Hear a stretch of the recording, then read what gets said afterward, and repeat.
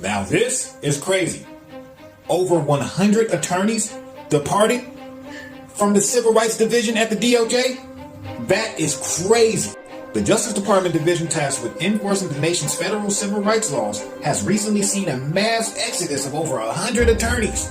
The newly confirmed official leading the division said in an interview this week. Now, what we have made very clear last week in memos to each of the 11 sections in the Civil Rights Division is that our priorities under President Trump are going to be somewhat different than they were under President Biden. DOJ Assistant Attorney General Harmeet Dillon said in an interview with the conservative host Glenn Beck. And then we tell them, these are the president's priorities. This is what we will be focusing on. You know, govern yourself accordingly. And in mass, dozens. And now over 100 attorneys decided that they'd rather not do what their job requires them to do. Now, my thing is, why all of a sudden would they not want to do what their job requires them to do? Or is it that they were just collecting a check before? They didn't do anything before. They wasn't required to do anything. They was required to sit there and twiddle their thumbs. You know what I'm saying? Attend little parties and, you know, get-togethers and gatherings and stuff like that for transgenders and shit like that.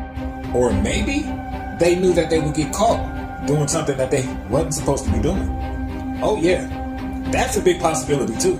Because I find it very odd that 100, over 100 would do it. Oh yeah, they that's different, homie. They was up to something fraudulent, bro. They was doing something. They couldn't just be like on some strike shit and just, oh, I'm done. Just because they are required to do their job now.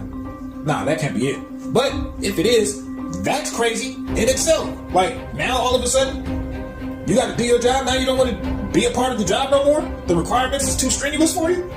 Ain't that what you signed up for? Crazy, but I'm done. Want to really see something that said, take a look at what happened. Hey. Why this beat so cold? We will make America proud again. And you try to we will make America wealthy again. And yes, together, we will make America great again. Boy, oh boy, oh boy. What's going on, family? We diving off the deep end today in this one. Man, people resigning, attorneys, they say up to 200. Oh, man. I want to send a huge shout out to my brother Joseph for sending this over for me to check out on today's show.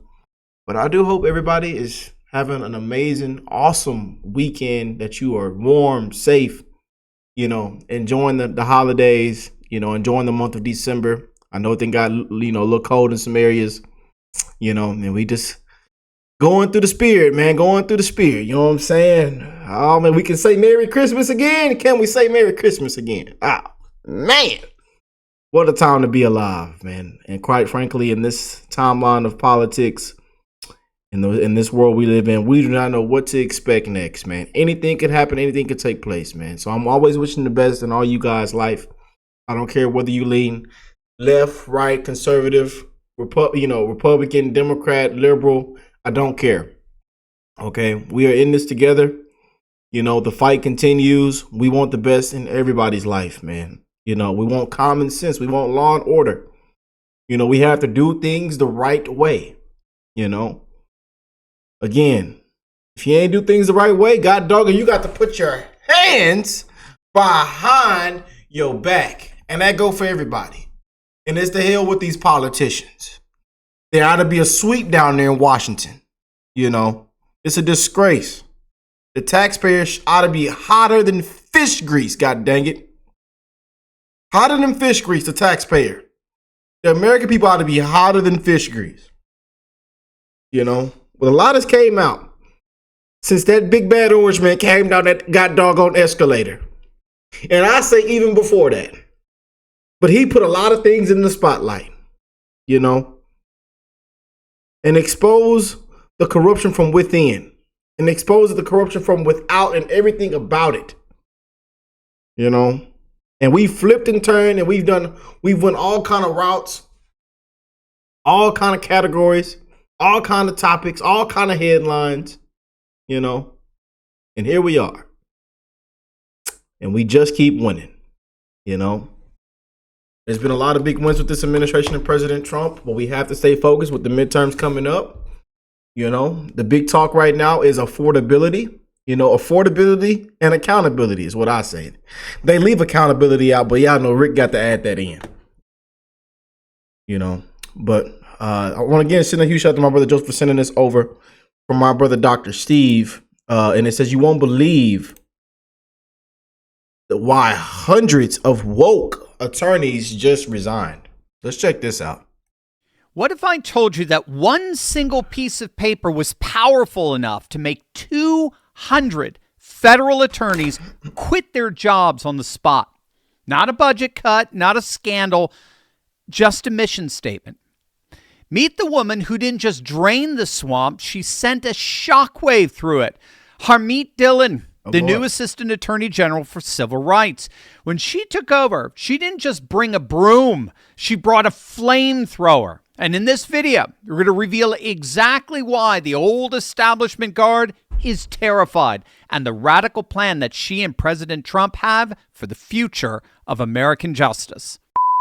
We have a bureaucracy of unelected federal workers who've assumed control of much of our federal government for decades. And at the heart of this administrative state is the Civil Rights Division of the DOJ. They've been what many critics have called the fortress of the woke.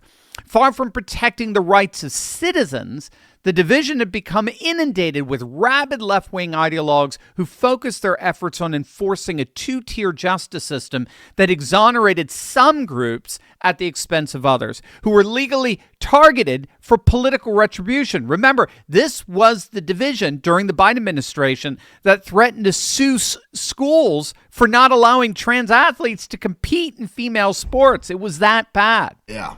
But then November 5th happened. Yeah, and buddy. you changed the world. And the new Trump administration that you voted in appointed Dillon Harmeet as Assistant Attorney General for Civil Rights. And in literally her second week on the job, Harmeet changed everything. On behalf of the president, she issued a memo. Very simple, very direct. It stated that from now on, the Civil Rights Division protects the rights of all Americans, not just some, all. The two-tier justice system that weaponized race, gender, and sexuality to push a far-left ideological agenda had officially come to an end. Instead, Dillon explicitly stated that the division will pivot away from Biden-era priorities. Instead of focusing on traditional civil rights protections for racial and sexual minorities, the new agenda will emphasize dismantling all DEI, all diversity, equity, inclusion programs, not just in the department, but all throughout the nation. They would be completely burying Biden's transgender rights policies, and they would be committed to weeding out and ending anti-Christian bias throughout the country. In other words, this is a Justice Department for all, not just some. Now, to you and me, that sounds like, well, the law. But to the entrenched bureaucracy, it was kryptonite. It was sunlight to a vampire. Almost immediately after that memo was released, over 100 civil rights attorneys showed their true colors and resigned on the spot. Overnight, Dillon lost a third of the division's civil rights attorneys. Now think about that. A third of her staff walked out because they were told that they had to treat everyone equally. And Dillon's reaction? Did she beg for them to stay? Did she cower? Did she apologize? Mea culpa. No. She held the door open for them. She doubled up. She openly and publicly welcomed and accepted these resignations as signs that nature was healing. That the administrative state that had so adversely ravaged the politics of our nation was taking itself out. In fact, she doubled down so much in the new direction of the Civil Rights Division that more and more and more attorneys came out and said, we can't do this. We're done. We're left-wing ideologues. We have no home here anymore. As of just weeks ago, altogether, upwards of 70% of the DOJ's Civil Rights Division, that's over 200 attorneys, accepted a resignation offer. They are gone. And again, Dillon didn't bat an eye. I mean, she said that the departures represented far left ideologues unwilling to enforce federal law neutrally. And she noted, too, the irony in all this. These weren't mass firings. These weren't mass dismissals. This was rather staff self-selecting out over fundamental disagreements about the division's new mission, which, may I remind you, was now about protecting the rights of all, not merely some.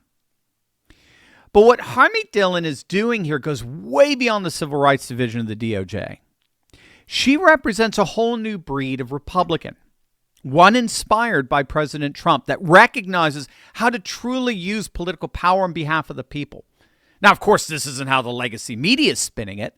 They're pushing the nonsense that Dillon is just an extension of an autocratic authoritarian president proceeding through a coordinated pincer movement. So what we're talking about there is we've got the newly created Department of Government Efficiency, better known as DOGE, which, yes, is still very much in operation despite the lies reported by the legacy media.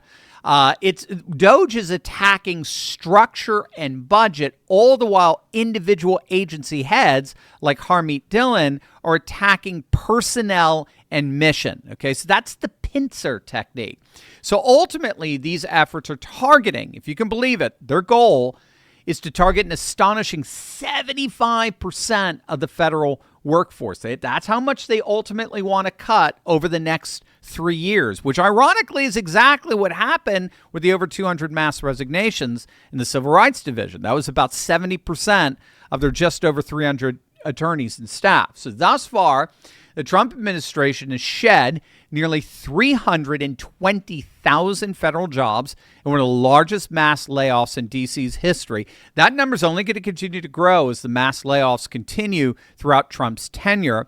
At the same time, DOGE has targeted entire agencies for elimination or severe reduction, like the Department of Education, of course, USAID, bypassing traditional congressional approval by using budgetary impoundment theories. Are you familiar with this? So impoundment, if you don't know, is the president's practice of withholding or delaying the spending of funds that Congress has already appropriated. It's essentially the executive branch refusing to spend money that lawmakers have authorized and funded. So the president can request what's called rescissions, which formally asks Congress to cancel appropriated funds.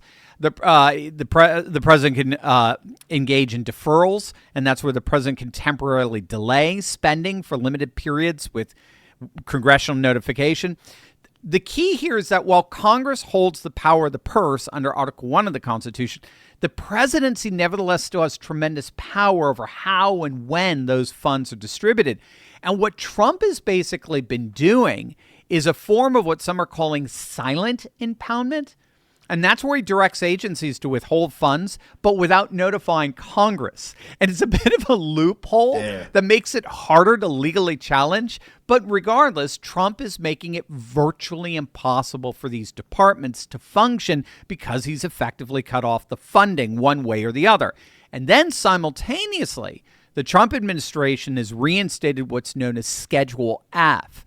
They've done this on day one of Trump's administration. Schedule F reclassifies tens of thousands of civil service roles as, quote, policy-making positions. And that strips them of the protections that they normally have and then allows them for mass political firings.